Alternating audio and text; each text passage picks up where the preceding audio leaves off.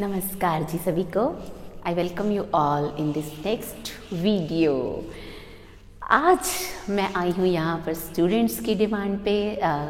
कुछ स्टूडेंट्स ने डिमांड करी थी कि मैम प्लीज़ मॉसबॉर स्पेक्ट्रोस्कोपी की एक वीडियो लेकर आप आइए and we want to understand this topic. जैसे मैं हमेशा कहती हूँ कि एक टीचर को स्टूडेंट्स के लिए हमेशा अवेलेबल रहना चाहिए। सो उसी अवेलेबिलिटी की सीक्वेंस में मैं आप सबका स्वागत करती हूँ मॉसबॉर स्पेक्ट्रोस्कोपी। मॉसबॉर स्पेक्ट्रोस्कोपी करने से पहले आप सबको स्पेक्ट्रम क्या होता है, स्पेक्ट्रोस्कोपी क्या होती है, ये पता होना चाहिए। इसके लिए आप मेरे पिछले लेक्चर को, जो कि सिर्फ यही समझाने के लिए था कि स्पेक्ट्रम की का जो रियल मीनिंग है वो क्या है, वो समझाने के लिए वो वीडियो थी। आप लोग डिस्क्रिप्शन में लिंक है, उसको जाकर सबसे पहले उस वीडियो को देखिए, उसके बाद आप यहाँ पर आइए ताकि हम बात कर सकें मॉसबॉर स्पेक्ट्रोस्कोपी की। Spectroscopy, spectro plus scopio, spoke नहीं, scopio. Scopio means to view, spectro means spectrum. मतलब spectroscopy is a technique to understand, to study the spectrum of any object, any system. किसी भी सिस्टम के spectrum को study करने के लिए हम जिस टेक्निक को यूज़ करते हैं उसको हम बोलते हैं स्पेक्ट्रोस्कोपी। जनरली एक सोर्स होता है, एक सैंपल होता है, एक डिटेक्टर होता है। जो ब्रॉड अगर मैं कहूँ कि इसका एक ब्लैक बॉक्स स्ट्रक्चर जिसको आप बोलते हैं वो यही रहती है। So Mossbauer spectroscopy basically it is based on Mossbauer effect. Mossbauer effect is a phenomena related to emission and resonant absorption of gamma radiation by certain atomic nuclei fixed in their crystal lattices under specific conditions such that the emission and absorption are essentially recoilless. मतलब रिकॉयललेस gamma ray की जो absorption और emission रहती है वो रिकॉयललेस होती है। And these are essentially recoilless from an internal energy perspectives, thereby named recoilless nuclear resonance absorption spectroscopy, जो कि इसका दूसरा नेम है। जैसे मैं हमेशा कहती हूँ कि जो मैं बोलती चली जा रही हूँ आप उसको लिखते जाइए। एग्जैक्टली सेम यहाँ पर भी मेरी वही बात है। सो देखिए, जो आइडिया है कि गामा रेज को एब्जॉर्ब किया जा सकता है, क्योंकि हम स्पेक्ट्रोस्कोपी में किसी ना किसी लाइट को, किसी ना किसी इलेक्ट्रोमैग्नेटिक रेडिएशंस को वी विल डेफिनेटली यूज़। तो जो सबसे पहली रेडिएशन, सबसे मेन बात, जैसे मैंने हमेशा कहा कि सोर्स है, सैंपल है और डिटेक्टर है। तो जो सैंपल है जिसकी आपको स्टडी करनी है कि किस टाइप का मटेरियल है, क्या है, वो रहता है सैंपल। और जो सोर्स है वहाँ पर आप रेडिएशन कौन सी ले रहे हैं, दैट इज़ इम्पॉर्टेंट। तो अगर वो रेडिएशन गामा रेडिएशन है, हमने गामा फॉल करवाई, उसको एब्जॉर्ब करवाया, एमिशन कराई, उसका स्पेक्ट्रम लिया और उसके अंदर न्यूक्लियस की रिकॉयल को हमने कंसीडर नहीं किया, that is basically Mossbauer effect and Mossbauer spectroscopy. So the idea of absorption of gamma ray was first studied by Kuh. आप कुहन भी बोल सकते हैं, in 1929. कुहू नहीं, कुहू. And it was first absorbed by Mossbauer in 1958 and he bagged Nobel Prize for this in 1961. At the age of 32. तो देखिए कितनी young age के अंदर उन्होंने नोबेल प्राइज रिसीव किया for this effect. So basically क्या है कि जो ये स्पेक्ट्रोस्कोपी है, this is the experimental demonstration of Mossbauer effect. And you can say that Mossbauer spectroscopy is experimental demonstration of Mossbauer effect, and it is used in the study of relativistic effects, lattice structure, dynamics, metallurgy, hyperfine interactions in solids, magnetic properties of solids, catalytic properties, and semiconducting performance analysis. इन सारी चीज़ों के लिए हम किसको use करते हैं, Mossbauer spectroscopy को. आपको क्या क्या यूज़ करना होता है, we use हाइपरफाइन जो इंटरैक्शंस रहती हैं, हाइपरफाइन स्प्लिटिंग या हाइपरफाइन इंटरैक्शंस आप लोगों ने क्वांटम मैकेनिक्स में पढ़ी होंगी. So hyperfine interactions, metallurgy and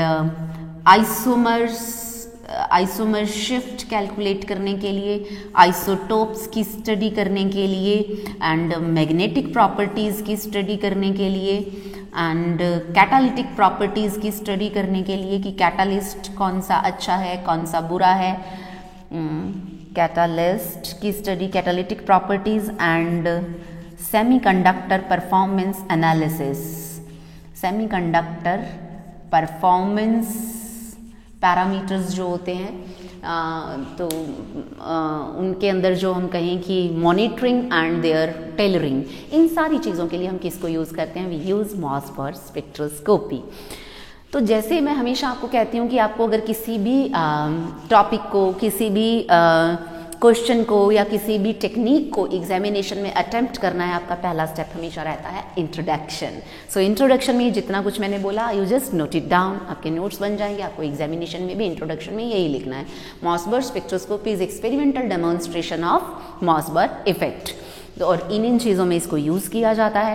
and after that you will write the principle, coming on to the principle of Mossbauer spectroscopy. इसी प्रिंसिपल के अंदर हम मॉसबार्च इफेक्ट की बात भी करेंगे। So resonance absorption of gamma rays by nuclei in a solid sample is the principle of Mossbauer spectroscopy. अब ये रेजोनेंस एब्जॉर्प्शन होता क्या है, आप इस चीज़ को अंडरस्टैंड कीजिए। आइंस्टाइन ने ये टर्म बेसिकली दी थी कि मान लीजिए मेरे पास ये दो लेवल्स हैं, E1 एंड E2। मैंने अपनी पिछली वीडियो जिसके अंदर स्पेक्ट्रम एक्सप्लेन किया है, वहाँ पर भी रेजोनेंस की बात की है। सो देखिए क्या है कि दो लेवल्स मेरे पास हैं, और मान लीजिए यहाँ पर एक इलेक्ट्रॉन, छोटा सा प्यारा सा नन्हा सा मुन्ना सा इलेक्ट्रॉन यहाँ पर बैठा हुआ है। इधर से आपने एक रेडिएशन फॉल कराई, वो radiation gamma, X ray, whatever radiation it is, मैं सिर्फ रेजोनेंस बता रही हूँ।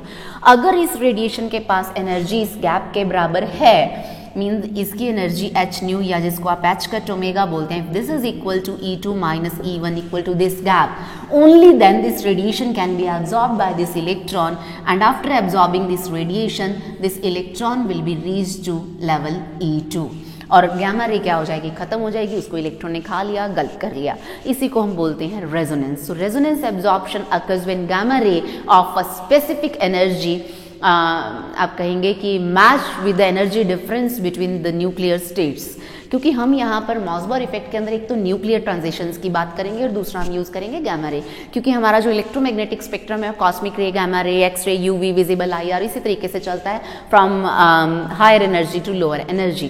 तो गामा रे की एनर्जी बहुत ज़्यादा है, उसके अंदर एनर्जी का कंटेंट ज़्यादा है, तो वो पंगे किसके साथ ले सकती है? न्यूक्लियस के साथ। अगर एनर्जी कम हो तो बेचारी एनर्जी जो रेडिएशन है वो बाहर के इलेक्ट्रॉन्स के साथ इंटरेक्ट करके निकल जाती है।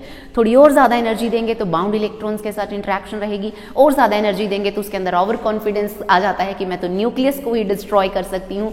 सो वो ही कुछ कहानी किसकी है? गामा रे की। अगर आप गामा रे को एनर्जी दे देते हैं, गामा रे के पास एनर्जी ज़्यादा होती भी है, अगर आप उसको फॉल करवाएंगे तो इसका टकराव किसके साथ होगा? जाकर किसी न्यूक्लियस के साथ। सो बेसिकली जो ट्रांजिशंस रहेंगी वो न्यूक्लियर स्टेट्स के अंदर रहेंगी यहाँ पर। सो रेजोनेंस की टर्म मॉसबार्च इफेक्ट के अंदर क्या रहती है? The resonance absorption occurs when gamma ray of specific energy matches with the energy difference between the nuclear states की। ये दो न्यूक्लियर स्टेट्स के अंदर का जो एनर्जी डिफरेंस है उसके इक्वल अगर गामा रे की एनर्जी हो जाती है, तब हम कहेंगे कि रेजोनेंस है जो वो अचीव हो गया है। अब होता क्या है कि न्यूक्लियर स्टेट्स के अंदर जो एनर्जी की एक्सप्रेशन हम लोग लिखेंगे कि जो एमिटेड गामा रे है, so energy of gamma ray emitted और या एमिशन, ये एनर्जी किसके इक्वल रहेगी? कि जो गामा रे, क्योंकि जब ये एक्साइटेड इलेक्ट्रॉन डी एक्साइट होगा तो वो इसी गैप के बराबर की एनर्जी को रिलीज भी करेगा, जिसको हम बोलते हैं गामा रे एमिशन। सॉरी, माफ कीजिएगा। तो देखिए ये जो गामा रे रिलीज हुई, इसकी एनर्जी यहाँ पर एक्चुअली में किसके इक्वल होनी चाहिए? Energy consumed in the transition minus energy किसकी? रिकॉयल की। रिकॉयल एनर्जी, ट्रांजिशन की एनर्जी में से अगर मैं रिकॉयल की एनर्जी सब्ट्रैक्ट कर दूं तो उतनी एनर्जी लेकर गामा रे जो है वो बाहर निकल जाती है। So this is energy of emitted gamma ray, this is energy of nuclear transition and this is energy consumed in the recoil process. तो देखिए इस सिस्टम को हम डायग्रामेटिकली अंडरस्टैंड करने की कोशिश करेंगे, because we are talking about the Mossbauer effect. Principle में आपको मॉसबार्च इफेक्ट को अटेम्प्ट करना है और इसी को डिटेल में करना होता है। So let us see this.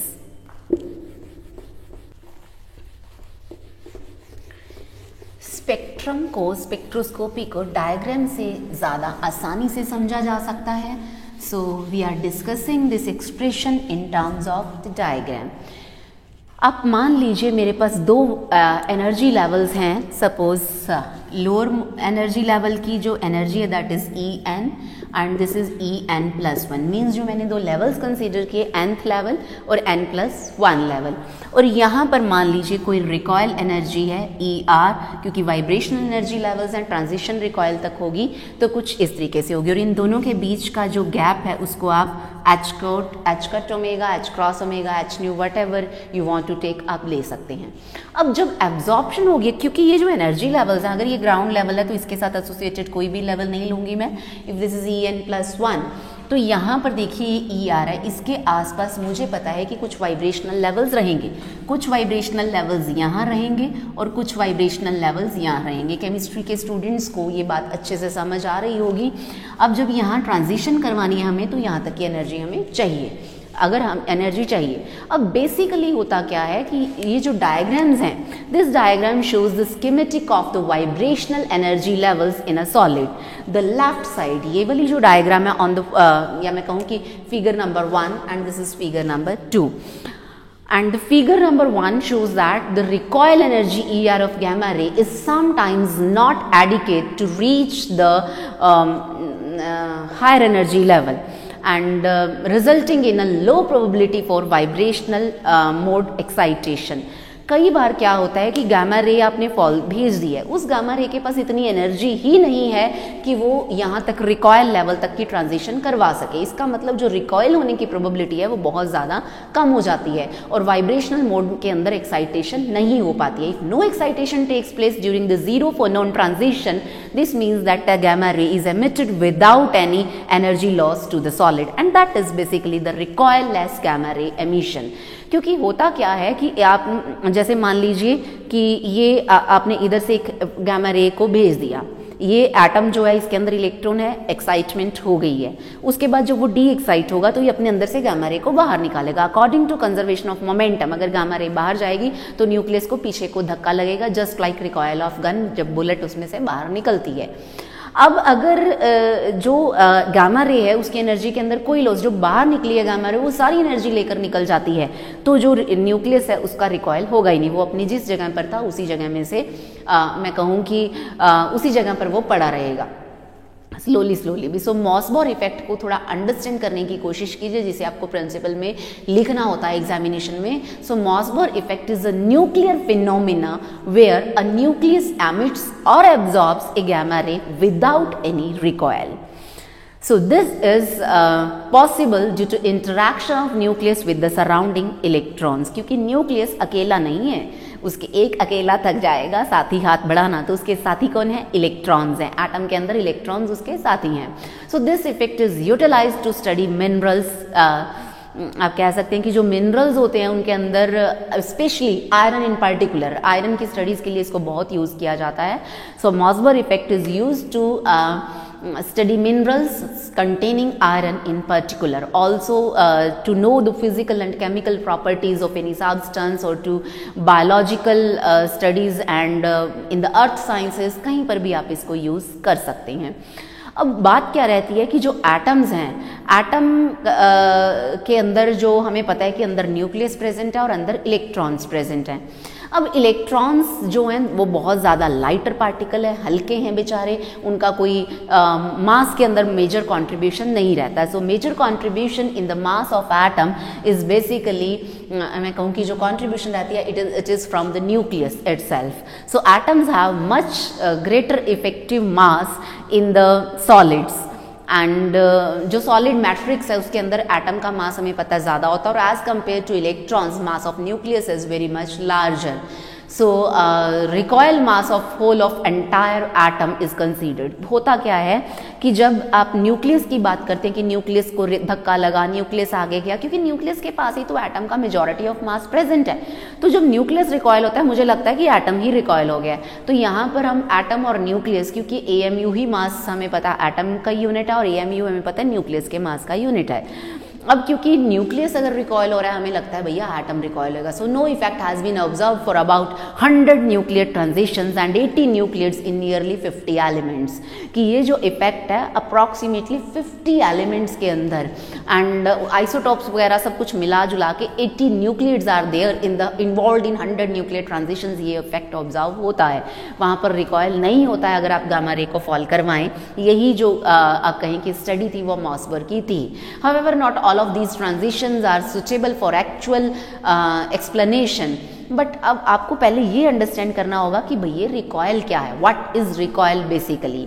तो लेट अस अंडरस्टैंड दिस। मैं इस डायग्राम को इरेज कर देती हूँ अब।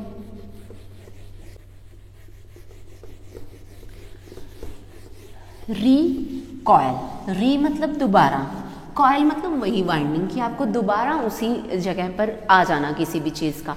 होता क्या है, जैसे मैं बात करूं कि क्योंकि जो एमिशन एब्जॉर्प्शन है वो एक सिस्टम के अंदर चलते रहते हैं। एक एटम ने गामा रे को एमिट किया, दूसरे ने उसी गामा रे को कैप्चर कर लिया, उसी गामा रे को उसने क्या कर लिया है, एब्जॉर्ब कर लिया। तो मैं पहले बात करूंगी एमिशन की कि एक इलेक्ट्रॉन एक्साइटेड स्टेट के अंदर पड़ा हुआ है, जो वो लोअर स्टेट में जाएगा it will release a gamma रे।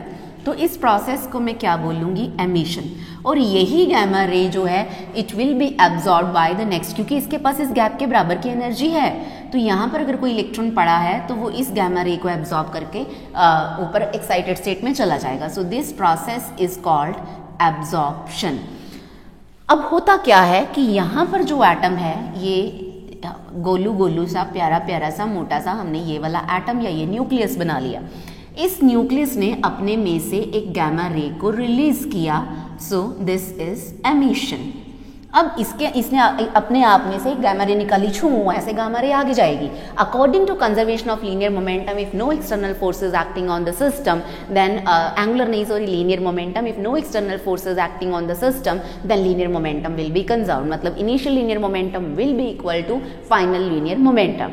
तो अगर एक गामा रे जैसे गन में से होता है कि ऐसे गन रखी, बुलेट आगे गई तो गन को पीछे को जर्क लगता है, पीछे को धक्का लगता है according to conservation of linear momentum.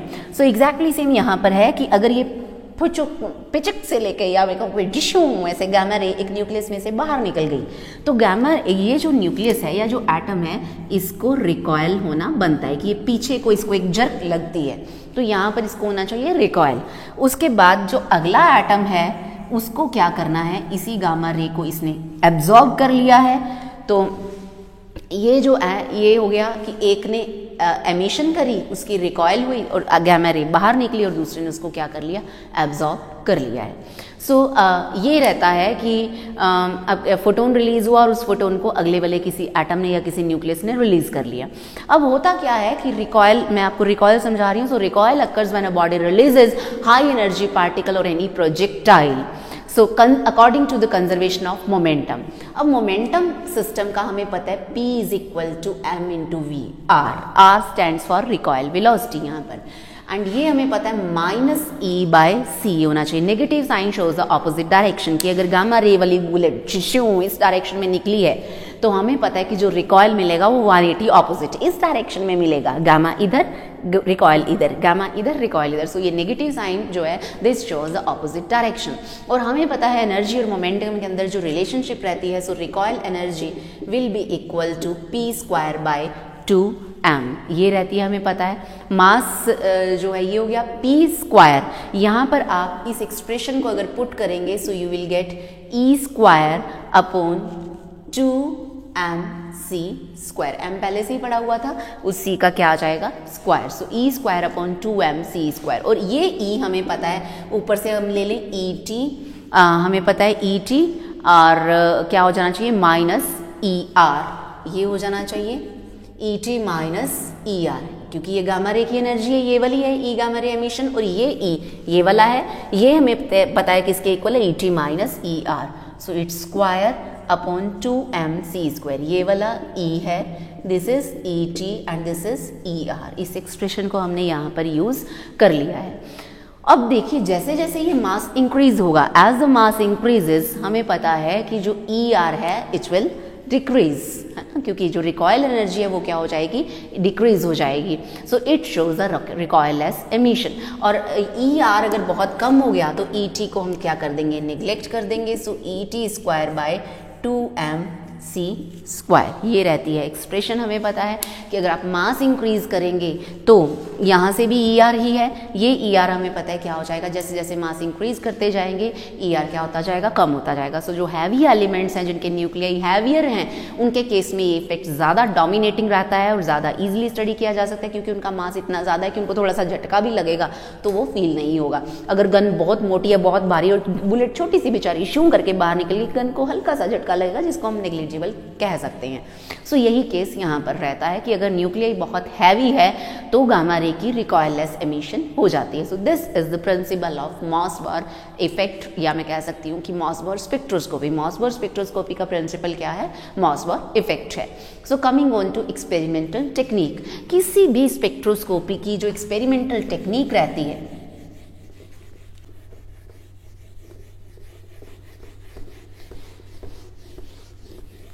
जो मैं बात कर रही हूँ टेक्निक की, वो टेक्निक आप ये मत सोचिए कि सिर्फ और सिर्फ मॉसबार स्पेक्ट्रोस्कोपी के लिए। हर एक स्पेक्ट्रोस्कोपी के अंदर यही टेक्निक रहती है कि आपके पास हमेशा एक सोर्स होता है, फिर एक सैंपल होता है और फिर एक डिटेक्टर होता है। तो एक गामा रे का हमेशा हमारे पास क्या रहेगा, सोर्स, जहाँ से आपको क्या लेनी है, कुछ भी किसी भी शेप का कैसा भी हो सकता है, जहाँ से गामा रेज क्या होंगी, रिलीज होंगी इन ऑल द डायरेक्शंस। और गामा रेज जो होती हैं वो रिलीज कहाँ से होती है, न्यूक्लियर ट्रांजिशन से ही रिलीज होती हैं। आपको एक न्यूक्लियर, जैसे ही रेडियो एक्टिव प्रोसेसेस की अगर हम बात करें, अल्फा बीटा गामा ये सब निकलते हैं, हमें पता है।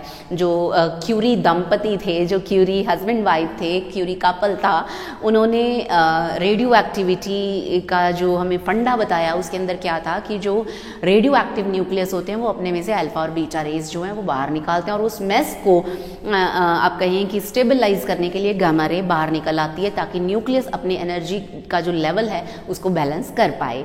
अब होता क्या है, वो गामा रे क्योंकि न्यूक्लियर डी एक्साइटेशन की वजह से बाहर आ रही है, तो आपको एक यहाँ पर एक रेडियो एक्टिव सैंपल ले लेना होता है एज अ सोर्स, और उसमें से क्या होता है, रेडिएशंस बाहर आ रही है इन ऑल द डायरेक्शंस। तो इसके आगे आपको एक कॉलीमेटर लगाना होता है। कॉलीमेटर या तो आप यहाँ पर एक स्लिट रख सकते हैं कि इसने इधर उधर जाने वालों को रोक दिया है, और यहाँ से सिर्फ एक फाइन बीम जो है, जितनी भी आपको चाहिए आप उतना अपर्चर रखेंगे और आप उसको बाहर निकालेंगे। सो सोर्स हो गया, उसके बाद आता है collimator. Collimator, the purpose of collimator is just to provide fine beam that falls on the sample। यहाँ पर रहेगा सैंपल आपका, मेरा, हम सबका, हमें जिसकी भी स्टडी करनी है वो सैंपल यहाँ पर रहेगा। उसके बाद यहाँ पर आ जाता है डिटेक्टर। सो हर एक स्पेक्ट्रोस्कोपी का जो ब्लैक बॉक्स या ब्लैक जो डायग्राम रहता है, टेबल डायग्राम मैं कहूँ कि वो यही रहता है। पहले सोर्स होता है जो लाइट एमिट करेगा, कॉलीमेटर होता है जो उसको फाइन बीम में कन्वर्ट करेगा, फिर सैंपल होता है, यहाँ पर गामा रे फॉल होगी, एब्जॉर्ब होगी, एमिट होगी, जो कुछ भी होगा, जितनी कहानी भी हमने पढ़ी सुनी वो सब यहाँ रहेगी। और उसके बाद जो गामा बाहर निकलेगी एमिशन, वो यहाँ पर रहेगा डिटेक्टर। इस डिटेक्टर को आपने कंप्यूटर वगैरह के साथ कनेक्ट किया होता है, उसमें सॉफ्टवेयर होता है, और उस सॉफ्टवेयर से आपके पास ब्लाम ब्लाम ब्लाम ब्लाम ग्राफ आ जाता है और स्पेक्ट्रम आ जाता है, डायग्राम आ जाता है, जैसे की बात हमने पिछली वीडियो के अंदर करी थी। सो ये रहती है experimental technique of Mossbauer spectroscopy also. अब बात आएगी एप्लीकेशंस की। मॉसबार स्पेक्ट्रोस्कोपी से हम कर क्या क्या सकते हैं। सो आपको इसके बाद नेक्स्ट हेडिंग देना होता है, जैसे मैं हमेशा बात करती हूँ कि इंट्रोडक्शन, प्रिंसिपल, कंस्ट्रक्शन, वर्किंग वगैरह हमने साथ ही प्रिंसिपल के अंदर ही हमने डिटेल में बता दिया कि यहाँ वर्किंग यही होगी कि सोर्स से लाइट आई, कॉलीमेटर ने उसको फाइन बीम में कन्वर्ट किया, सैंपल के ऊपर फॉल करवाई, यहाँ से एमिटेड रेज निकली या स्कैटर रेज निकली जिसको डिटेक्टर ने डिटेक्ट कर लिया। So this was working. Working के बाद आपको लिखनी होती है एप्लीकेशंस की कहाँ कहाँ आप मॉसबार स्पेक्ट्रोस्कोपी को यूज़ करते हैं। So first of all we can identify the minerals through a combination of isomer shift and quadrupole splitting measurements। ये इसके पैरामीटर्स हैं, तो इनको यूज़ करके हम क्या कर सकते हैं, हम आइसोमर्स, हम मिनरल्स की स्टडी कर सकते हैं, and we can determine the valence state and site occupancy, for example in iron 57 in a given state or mineral। किसी के अंदर भी आप इसकी बात कर सकते हैं, मतलब आप आइसोमर शिफ्ट कैलकुलेट कर सकते हैं, आप वैलेंस स्टेट कैलकुलेट कर सकते हैं, आप मिनरल्स को आइडेंटिफाई कर सकते हैं कि कौन सा मिनरल बन गया है। भैया आयरन के केस में इसको सबसे ज़्यादा इस्तेमाल किया जाता है। And you can measure the magnetic properties the hyperfine field can also be calculate in conjunction with the isomer shift and quadrupole splitting. तो इनको यूज करके हम क्या कर सकते हैं, हम मैग्नेटिक प्रॉपर्टीज भी किसी मटेरियल की स्टडी कर सकते हैं। तो ये रहेंगी एप्लीकेशंस। मैं जैसे जैसे बोलती गई आप लिखते जाइए, अदरवाइज आप वीडियो में बैक चाहिए and just note it down, आपके नोट्स बन जाएंगे। After that you will write the limitations. Limitations क्या है, कहाँ कहाँ आपको इसको यूज़ नहीं करना होता है। Basically Mossbauer spectroscopy requires a powdered sample in the form of thin sheet which is a very difficult task to obtain. कि आप पहले उसको पाउडर फॉर्म में क्रश करिए, फिर आप उसकी थिन शीट लीजिए एंड देन आप उसको एज अ सैंपल यूज़ कीजिए। So this is a difficult task. उसके बाद the Mossbauer multiprobe modification is used to study single grains in thin sections और single crystals but not suitable for small samples. Single crystal को obtain करना is very difficult. Single crystal भी होता है, poly crystal भी होता है, तो उससे हमने टेक्निक को मॉडिफाई भी किया बट स्टिल स्मॉल सैंपल्स के केस में ये फिर से काम नहीं कर रही है। So number 3, it is difficult to distinguish between minerals having similar Mossbauer parameters. Mossbauer parameters जैसे कि आइसोमर शिफ्ट हुआ, क्वाड्रुपल स्प्लिटिंग हुई, ऐसे मॉसबोर पैरामीटर्स जिन न्यूक्लिड के सिमिलर हैं, जिन मिनरल्स के सिमिलर हैं, उनको डिस्टिंग्विश करने में मॉसबोर स्पेक्ट्रोस्कोपी हमारी हेल्प नहीं करती है। Number 4, it is a temperature dependent technique. Temperature के चेंज होने से जो मॉसबोर पैरामीटर्स हैं वो चेंज हो जाते हैं, so it becomes challenging in the case of mineral identification. Number 5, it is not ideal for extraterrestrial applications. And number 6, gamma ray energy control is very very difficult because gamma ray जो सिर पर बैठी है electromagnetic spectrum के cosmic rays के just बाद जो energy लाई करती है, that is for gamma ray. So it is very difficult to control the energy of gamma rays. So these were the limitations of Mossberg spectroscopy. Coming on to advantages कि अगर मैं बात करूं, ये भी आपको पता होना चाहिए कि मॉसबोर स्पेक्ट्रोस्कोपी की एडवांटेजेस क्या क्या रहती है। Number 1, it's resolution is very high. Number 2, it's sensitivity is very high. Number 3, it is non destructive technique. Non destructive का मतलब क्या है कि आपने सैंपल डाला, लाइट पास करवाई, उसने स्पेक्ट्रम दिया, आपने एज सच अपना सैंपल वापस ले लिया, उसके साथ कुछ भी नहीं हुआ, कोई छेड़खानी नहीं हुई, कोई उसका हाथ पैर मुंह आँख नाक कुछ नहीं टूटा, एज सच रहा। सो सैंपल आपका अनऑल्टर्ड रहता है। And number 4, it is quantitative technique. आपको एज सच मैथमेटिकल वैल्यूज़ मिल जाती हैं पैरामीटर्स की, आप मैग्नेटिक प्रॉपर्टीज़, आप शिफ्ट वगैरह सब कुछ कैलकुलेट कर सकते हैं। And number 5, it gives you insight into the magnetic properties. Magnetic properties को आप मेजर कर सकते हैं। Number 6, interpretation of all the parameters is quite easy, क्योंकि सीधा सीधा सॉफ्टवेयर आपको वैल्यूज़ दे देता है। अब मैं बार बार मॉसबोर पैरामीटर्स बोल रही हूँ, तो आपको याद रखना है कि मॉसबोर पैरामीटर्स क्या क्या हैं। आइसोमर शिफ्ट है, क्वाड्रुपोल स्प्लिटिंग है, इंटरनल मैग्नेटिक फील्ड है, वैलेंस स्टेट है। इनकी हेल्प से ही हम किसी भी मिनरल को आइडेंटिफाई करते हैं, किसी आइसोमर का शिफ्ट जो है वो हम कैलकुलेट कर लेते हैं, हम आइसोटॉप्स की स्टडी करते हैं, और इन्हीं की वजह से जो इसके अलग अलग यूजेस हैं वो हैं। सो मुझे लगता है कि this is sufficient to attempt a question regarding Mossberg spectroscopy in any examination. फिर भी अगर आपकी कोई क्वारीज हैं कि पैरामीटर्स कैसे कैलकुलेट करते हैं, if you feel any difficulty, आप लोग कमेंट सेक्शन में जाइए, अपना कमेंट छोड़िए, मैं आप लोगों के लिए उसकी वीडियो भी ले आऊँगी। अदरवाइज मुझे लगता है कि this is more than enough sufficient in the case of Mossberg spectroscopy. Thank you so much.